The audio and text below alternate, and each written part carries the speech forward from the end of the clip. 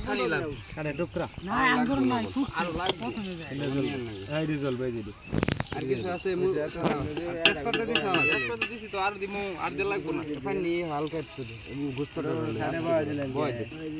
মশলা একটু লাগবে ওই যে এত কি করিস না জল ঝালটা জলবার দে দে একখানি আবার দর নাকবো না পানিটারে বসাইতাছে মাদার সুদ গুবাই পানি আবার নিয়ে বউ বেটা চলে আসছে না পানি সমস্যা নাই পানি সমস্যা নাই চাল দিয়ে নিয়ে গেল চলে আছে বাবুই আছে হ্যাঁ বাবুরচি আমাদের বুলবুল আমরাও আছি চাল কি আর সহযোগিতায় রাহিম চাল দে তো দই নে ওটাই তো জাল জল ঢাকাই দে আমরা দি নাড়া লাগবে আমরা পরিবেশ পরিদর্শন করতেছি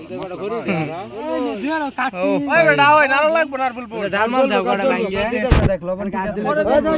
দিও না হইছে তো কারা এই আর দিও না আছে ভাই সিটকে বিটকে দাও দাও এটা ডাক আমি সাইডে ধুয়ে নিয়ে বড়ি এই আগুন কম এই ধরা রাই মিরে ইনো থতো দোবো না ধুয়ে নিয়ে বড়ি ভালো করে যাও দিয়ে নিও গা যাও বেশি বুঝা খালি চাল দিয়ে নিয়ে বই বলো পানি নিগরে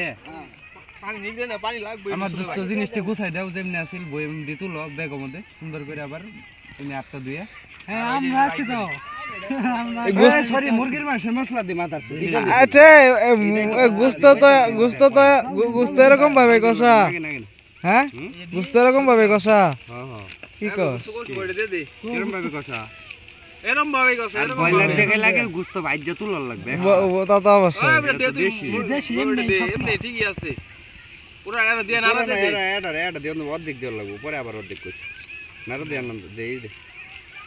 এটা সাইড করে হরাও ওই যে হরানো এত দিন কে পরে দিন আর দে দে এত আসছে না দিলে বইনু ঝাল কিন্তু জ্বলছে যাও জল বলি না কাট দিছি একটু পানি দে লাগবে বলবো কাট দিছি ফুলাবান রেখা দেই দে মাদার সুদ ফুলাবান রেখা দেই দে এটা ফাঁসি বানা পানি কই বেটা বালা পানি না বেটা বালা পানি কেমনে পচা পানি হইলো আমার বুঝা হালকা ওই দে ময়লা বালা না ময়লা বালা নেবে হ্যাঁ চলবো এত পানি বেটা এই পানি ব্যাগ হালা করে না খাবো দেই না এবার বাইন চুত মার কাল লোক না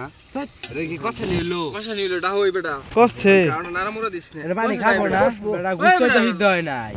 এটা হই আর কে তুলা দিবি না গুস্ত ভালো করে হিদ্ধ কে তুলা দিবি না ওটা নিয়ে দেবো লাইন দেখে খাই দাও মশলা কম হই যাবে কি আর মশলা কম হই যাবো গা বুঝা হয়ে যাও গান্দার মশলা পাতলা হয়ে যাবো গা। পক্ষী দেখছ কোন নদীর বলার কোন বাইনচুদের বেডি মশলা পাতলা জায়গা ঘন লাগবে মশলা মানে কষানি কষানি মানে ঝুল কষায় থাকবে আমরা যে ঘরে নিয়ে আইছি তা আগুন দাও বাবা